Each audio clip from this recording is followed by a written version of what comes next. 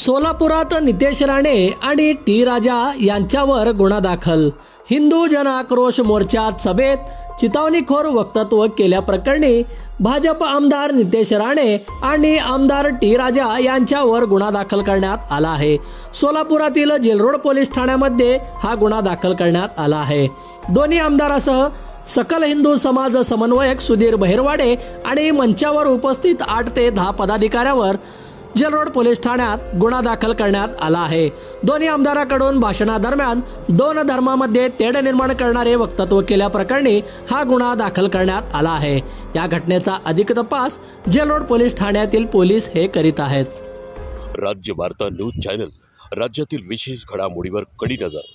आमच्या राज्य वार्ता चॅनल लाईक करा, सबस्क्राइब करा व बेल आयकॉन क्लिक करा। धन्यवाद।